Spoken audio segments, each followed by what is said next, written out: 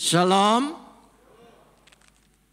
Hari ini kita akan bersama-sama membaca firman Tuhan yang terambil dari Ibrani pasal 8. Kitab Ibrani pasal yang ke-8 ayat 8 sampai ayat 13.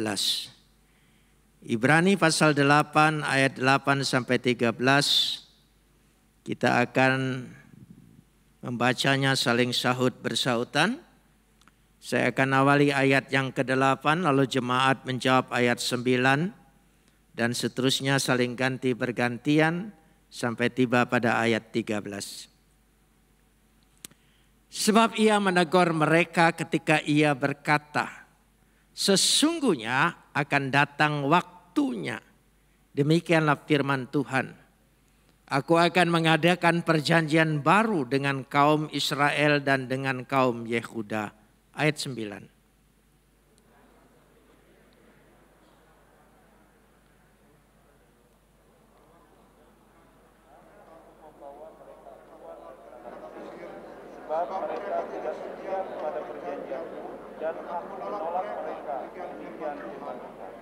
Maka inilah perjanjian yang kuadakan dengan kaum Israel sesudah waktu itu. Demikianlah firman Tuhan. Aku akan menaruh hukumku dalam akal budi mereka dan menuliskan dalam hati mereka. Maka aku akan menjadi Tuhan mereka dan mereka akan menjadi umatku. Dan mereka tidak akan mengajar lagi sesama warganya atau sesama saudaranya dengan mengatakan, kenallah Tuhan, sebab mereka semua besar kecil akan mengenal aku. Sebab aku akan menaruh belas kasihan terhadap kesalahan mereka dan tidak lagi mengingat dosa-dosa mereka. Oleh karena dia berkata-kata tentang perjanjian yang baru, dia menyatakan yang pertama sebagai perjanjian yang telah menjadi tua, dan apa yang telah menjadi tua dan besar telah dekat kepada kemusnahannya. Kapot leha Adonai Elohenu kapot leha. Segala kemuliaan ya Adonai Tuhanku, kemuliaan bagimu. Saudara yang dikasihi Tuhan, sebelum kita mengerti yang dimaksud di dalam surat Ibrani ini, ada yang menjadi dasar dari pemikiran surat Ibrani ini. Yang menjadi dasar itu sesungguhnya ada dalam Yohanes pasal 1 ayat 16 sampai ayat 18. Saya akan bacakan dulu supaya kita mengetahui dasar-dasar pikiran itu. Sebab setiap buah pikiran ada dasar yang menjadi pegangan.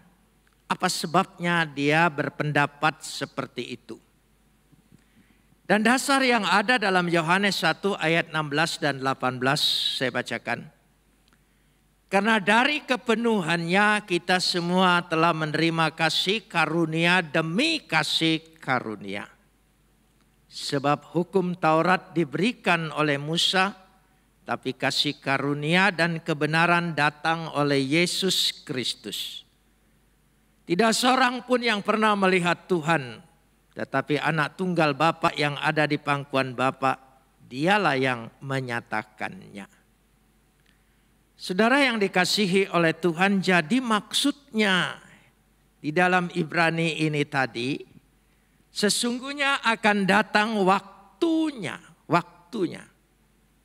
Jadi ada sesuatu masa yang dinantikan oleh umat perjanjian lama.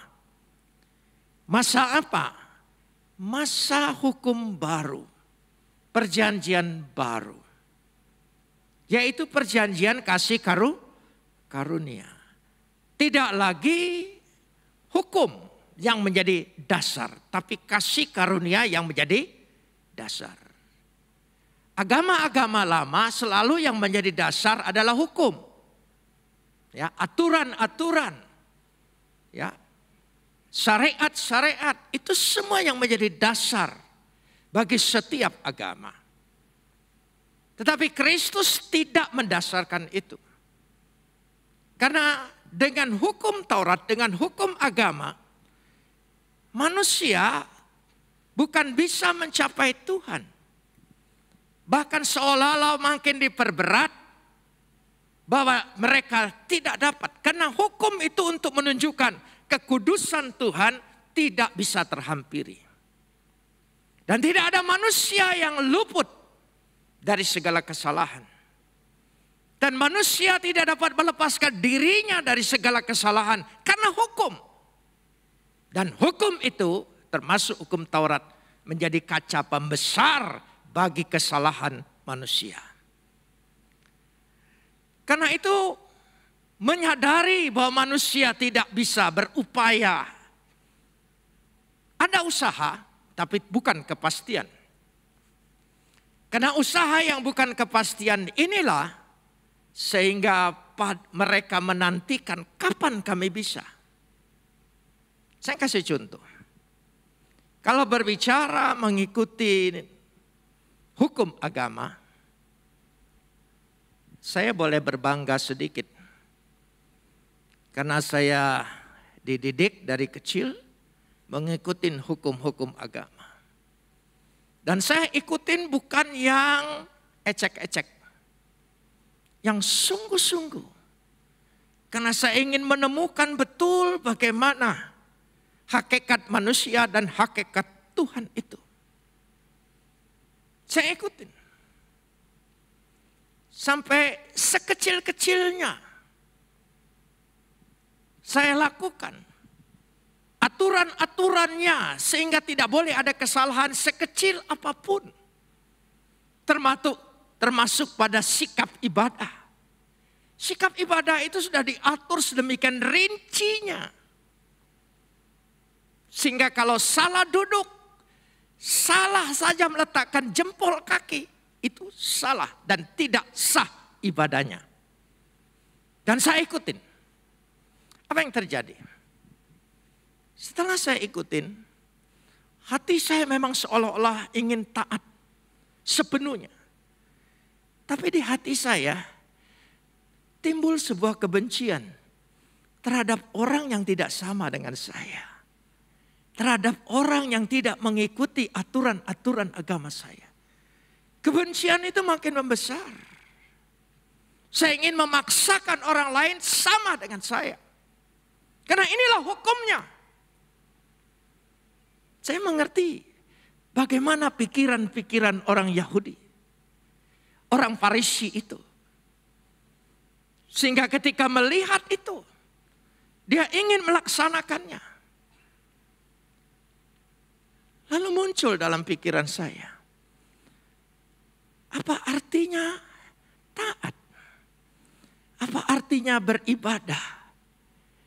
Kalau hati dan pikiranku penuh dengan kebencian. Ingin memaksakan orang lain. Terus terang secara pribadi saya frustrasi. Tapi karena saya menjadi panutan waktu itu. Saya tidak menunjukkan frustrasi saya tentang agama saya. Tapi menjadi sebuah pertanyaan besar. Bagaimana sesungguhnya? Jadi kalau berbicara hukum agama. Betul tidak akan mencapai apa yang diinginkan oleh Tuhan. Tapi itulah Kristus. Yang membawa kasih karunia. Membebaskan kita semua dari beban itu. Melepaskan kita dari semua tekanan-tekanan dosa itu.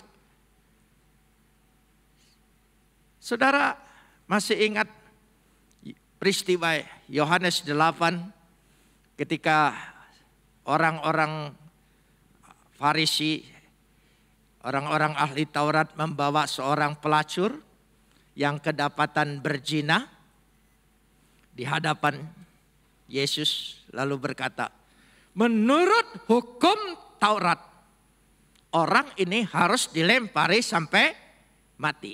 Apa pendapatmu? Yesus diam. Lalu di situ dikisahkan dia mencoret-coret tanah. Saya kurang sependapat kata mencoret karena bahasa Yunaninya grafer. Grafer itu tulisan. Tulisan. Kan dari waktu saya masih muda, di pinggir-pinggir jalan itu ada tukang grafer kan, untuk menggrafer pena pulpen kita, lalu gelang tangan kita dengan nama kita. Apa yang ditulis? Hukum Tuhan. Kasihilah Tuhan dengan sepenuh hatimu dan kasihilah sesama manusia seperti dirimu sendiri. Dan 2 kali dia tulis itu. Coba baca kembali. 2 kali. Setelah itu mereka meninggalkan. Kenapa tuntutan hukum ini kalah? Mereka mendesak, tapi ditinggalkan. Karena mereka malu dengan diri mereka sendiri. Pribadi mereka, hati mereka, suara hati mereka. Hukum yang begitu keras, begitu ketat ingin diterapkan pada orang lain. Tapi dirinya ingin mendapat kelonggaran. Mereka meninggalkan satu persatu. Sudah perhatikan perkataan Yesus. Di mana mereka? Mereka semua pergi. Berarti tidak jadi hukum Tauratnya.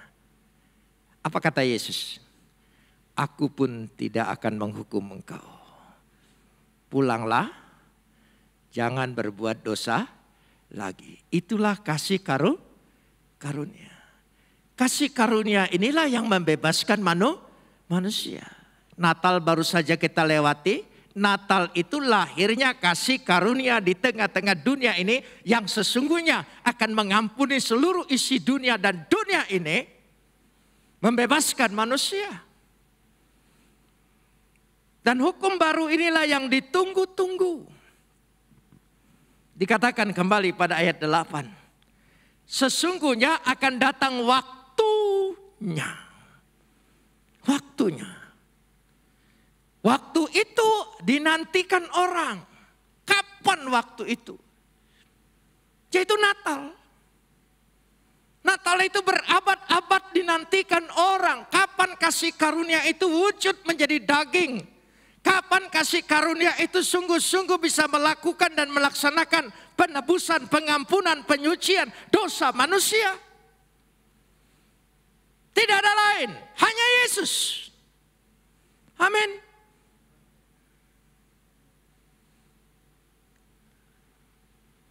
Saya senang tadi ada tulisan, mari kita menyembah Tuhan dengan roh dan kebenaran.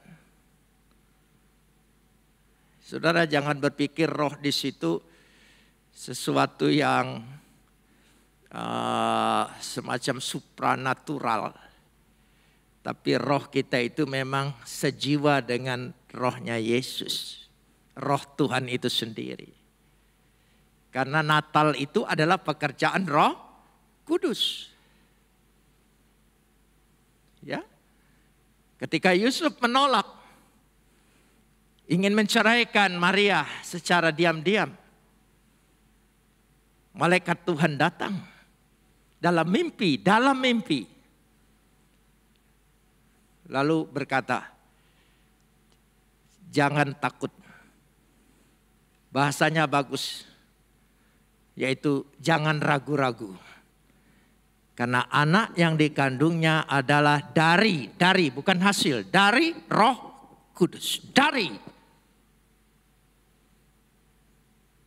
Berarti pekerjaan Roh Kudus itu sendiri. Maria menerima, Yusuf menerima. Saya berpikir sejenak pagi ini. Coba kita bayangkan. Apakah ketika Maria dan Yusuf mengikat dirinya untuk bertunangan, berumah tangga, menikah, punya rencana bahwa kami punya anak ini bakal hebat? Tidak. Dia ingin membina rumah tangga yang bahagia, keluarga yang bahagia. Itu kan semua orang berumah tangga pikirannya seperti itu. Tiba-tiba Tuhan taruh sesuatu di luar kemauan mereka, di luar keinginan mereka. Bayangkan, coba kita bayangkan sejenak. Apa tidak kekacauan yang terjadi? Kenapa ini menimpa aku? Kenapa ini terjadi dengan aku? Semua rencana mereka berantakan. Itulah cara Tuhan mengubah rencana hidupmu sesuai dengan rencananya, kemauannya. Kadang-kadang lewat masalah, musibah, persoalan, penderitaan datang kepada kita untuk mengubah kita.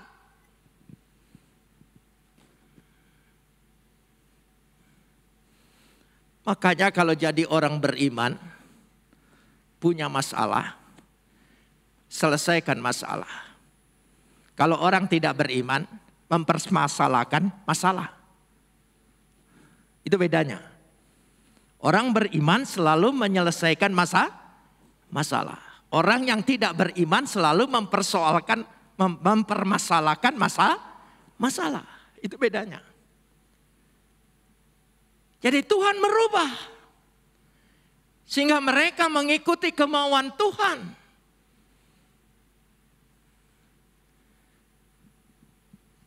Saudara, Tuhan itu menciptakan kita sudah punya rencana dengan masing-masing dengan kita ini. Sudah.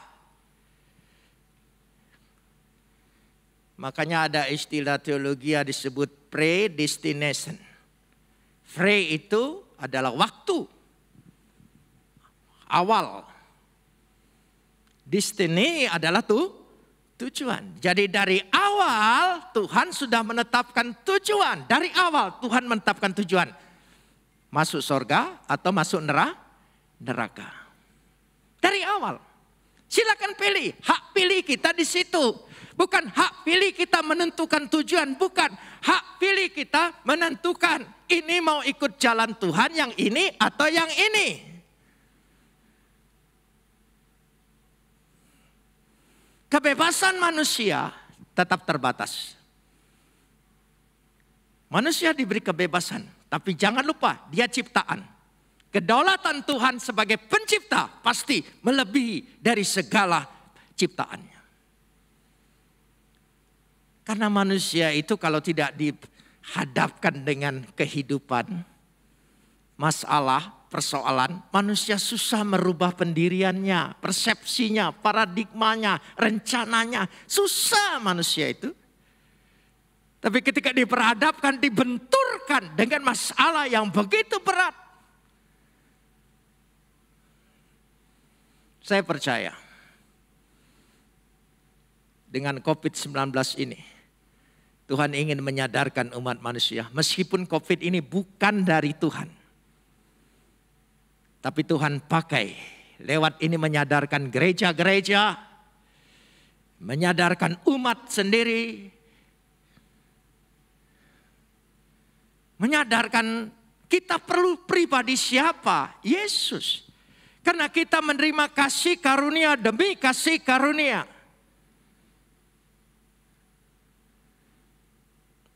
Aku akan mengadakan perjanjian baru. Bukan perjanjian yang kuadakan seperti nenek moyang mereka.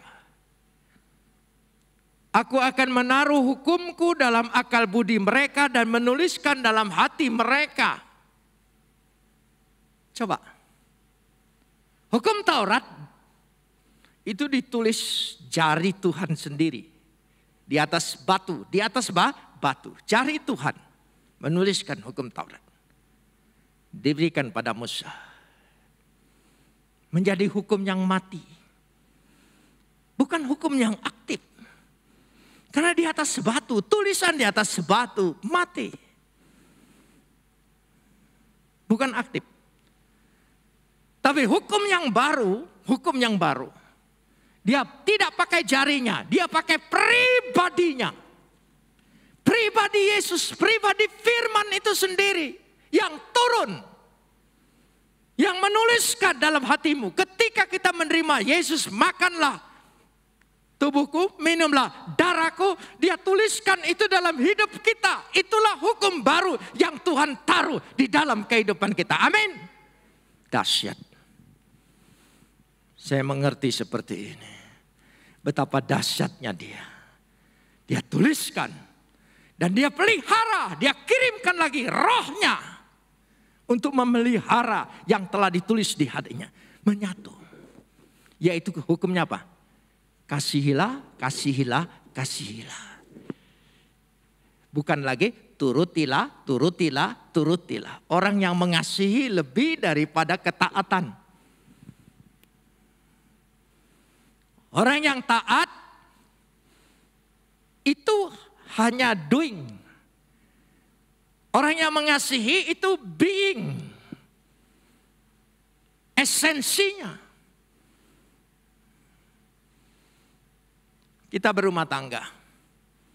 Apa yang menjadi dasar? Kasih. Kalau bukan karena kasih, tidak sedikit banyak laki-laki janjinya tidak ditepati. Menurut aturan perjanjian mestinya batal itu perjanjian. Tapi kita bisa bertahan karena kasih.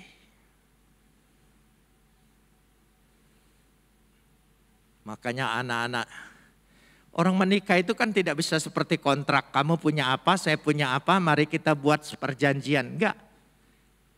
Aku punya hati, kamu punya hati, kan begitu. Makanya jatuh cinta itu selalu banyak seperti di pom bensin. Dari nol ya Pak. Ya, jadi kalau ada laki-laki datang kepada Anda, mau enggak dari nol? Itu pasti pegawai pom bensin.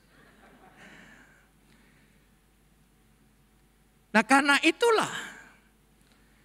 Jadi bukan lagi seperti hukum Taurat. Bukan Taurat diperbaharui, bukan. Tolong ingat. Yesus plus ini aturan ini. Tidak. Hati-hati. Kita sudah dibebaskan dari itu. Karena kasih karunia. Lalu ada yang bertanya, oh kalau begitu dengan kasih karunia kita bebas. Berbuat dosa juga bebas. Itu tafsiranmu. Tafsiran orang mengasihi, karena kasih itu melampaui segala-galanya, itu kasih karunia. Bukan pengetahuan yang baik dan yang buruk yang dirindukan semula oleh manusia, bukan. Perhatikan ayat yang ke-12. Ayat yang ke-12 bacaan kita. Sebab aku akan menaruh apa? Belas kasihan terhadap mereka. Dan, tolong sambung. Tidak lagi mengingat dosa-dosa mereka. Lewat Yesus. Sehingga aku betul-betul merdeka, bebas. Dari tekanan dosa. Dari kesalahan yang menghantui hidupku, diriku selama ini. Seolah-olah hidup itu tidak ada kepastian. Tapi dengan lahirnya Yesus dalam diri kita, kita dimerdekakan karena kasih karunia Dia. Katakan amin. Amin? Ya. Sehingga tidak ada tekanan batin lagi. Tidak lagi dihantui oleh kesalahan-kesalahanmu. Semua manusia jatuh dalam kesalahan. Baik karena dosa asalnya maupun karena pengalaman hidupnya. Karena kita belum punya pengalaman hidup. Pasti melakukan kesalahan. Tetapi kesalahan itu tidak menghantui diri kita lagi. Karenanya dikatakan di sini pribadi Yesus yang ditaruh pekerjaan roh, melalui pekerjaan Roh Kudus di dalam diri kita, dalam hati kita.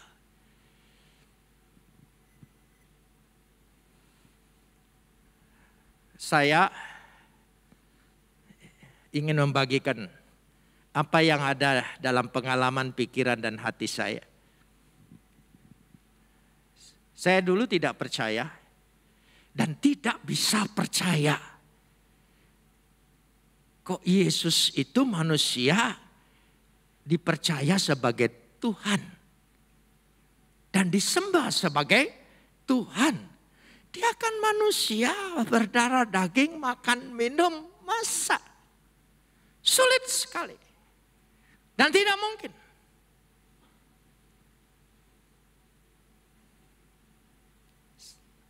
Karena saya ingin tahu betul dan kebetulan dapat tugas, saya mempelajari Alkitab. Saya baca Alkitab. Saya baca Alkitab tidak sepandai orang Kristen. Saya baca dari awal kitab Kejadian, terus saya baca. Kalau orang Kristen sudah pandai. Baca sana, loncat sini, baca sana, loncat sini, loncat sana. Sehingga seumur hidup tidak pernah tamat satu Alkitab. Saya baca berurut. Ya, memang mengasihkan. Kejadian, Keluaran, yang paling membosankan itu Imamat. Meter-meteran lah, warna-warna lah, segalanya. Ya sudah. Tapi saya ikutin. Bilangan, Ulangan. Terus. Sampai pada Yohanes 1 ayat 1. Yohanes 1 ayat 1. Pada mulanya adalah firman. Firman itu bersama-sama dengan Tuhan. Firman itu adalah Tuhan. Terbuka hati saya. Terbuka pikiran saya. Saya mengerti. Oh, dia ini sebelum berada menjadi manusia punya keberadaan sebagai firman yang sehakikat dengan Tuhan. Hati saya terbuka. Karena saya, karena pekerjaan Roh Kudus, karena kasih karunia. Kalau bukan karena kasih karunia, siapa kita? Kita tidak lebih baik dari orang yang lain dalam beragama, dalam ketaatan. Tidak. Tapi karena kita kasih karunia, Tuhan mempertahankan dan mempertaruhkan terus. Karena dia sudah mengorbankan nyawanya, dirinya. Sehingga kita tetap beriman dan percaya. Harus diakui. Tidak selamanya kita tekun, kan tidak. Tidak selamanya saudara sangat menikmatin doa terus, enggak. Kadang-kadang saudara pasti ada jenuhnya. Ya, sudah. Jangan sok rohani lah gitu ya. Gitu. Ada jenuhnya, ada kadang-kadang malesnya. Kadang-kadang aduh rasanya percuma berdoa komas lama dan belum ada tanda-tandanya. Barangkali kita berpikir seperti itu. Tapi karena kasih karunia yang telah memilih kita, kita tetap ditopang oleh Dia. Kita tetap percaya. Kita tetap bisa dipertahankan dan bertahan terus. Luar biasa.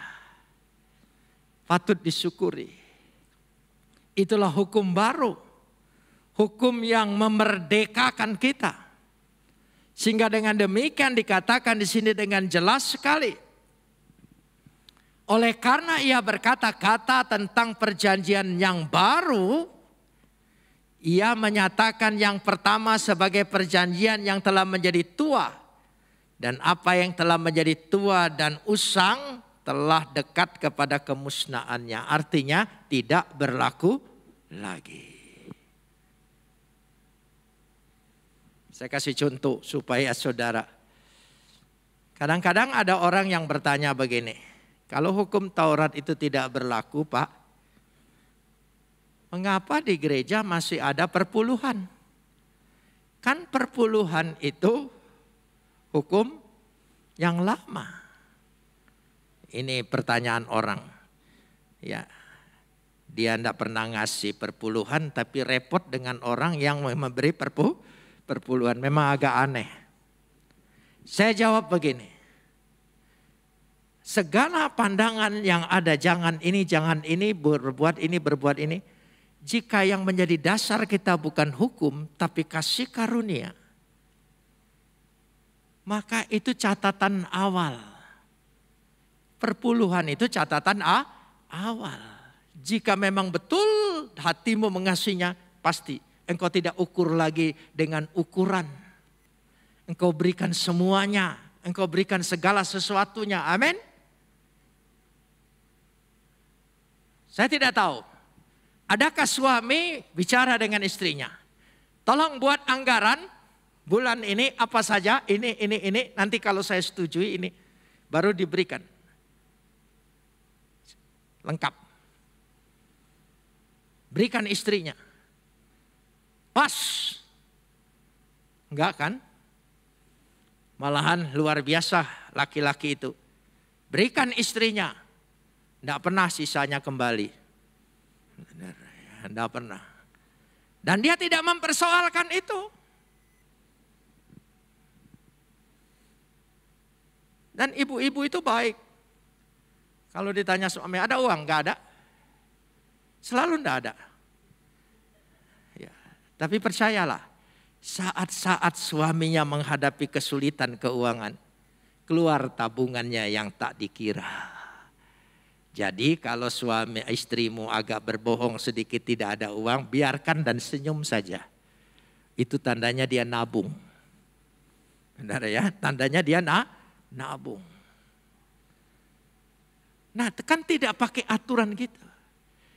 Jadi ada kelimpahan, ada keberkatan. Kasih itu melewati segala sesuatu. Anak zaman sekarang tidak ada lagi istilahnya. Tapi di zaman kami dulu, ya zaman yang hanya surat-suratan, pantun-pantunan, puisi-puisian.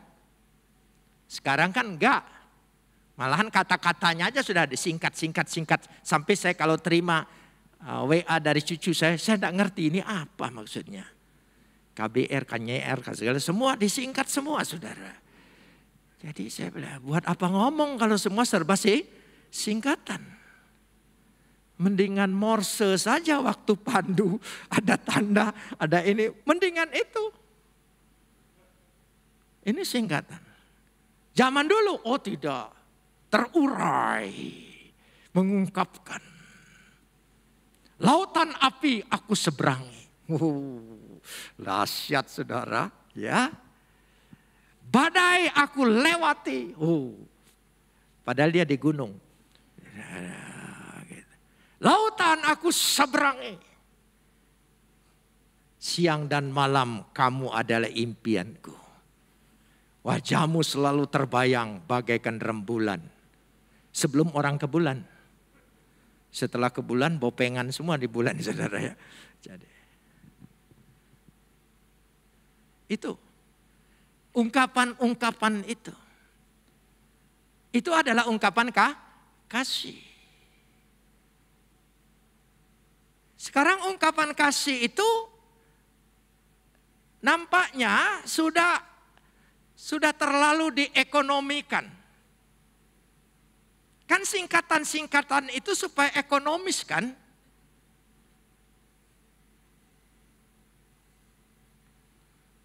Dan herannya istri saya lebih cepat ngikutin. Karena selalu WA dengan cucunya. Jadi lama-lama dia lebih pintar. Saya jarang-jarang.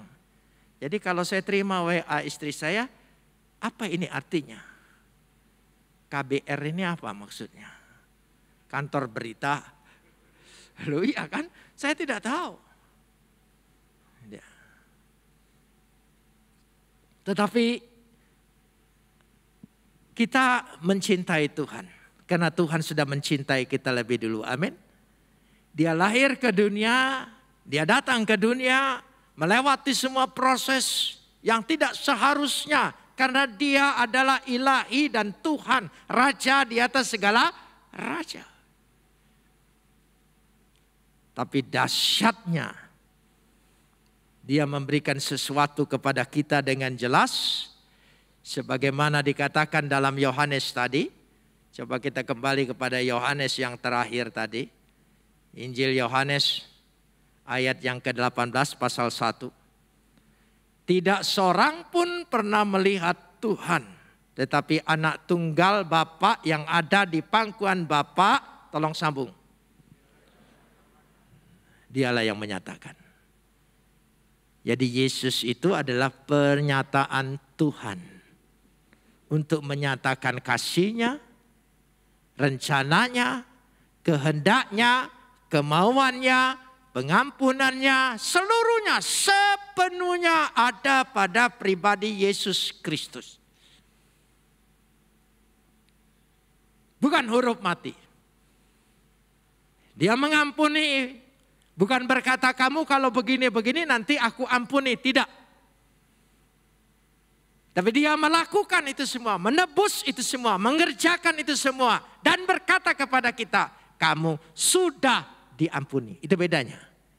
Bukan kamu akan diampuni, tapi kamu sudah diampuni.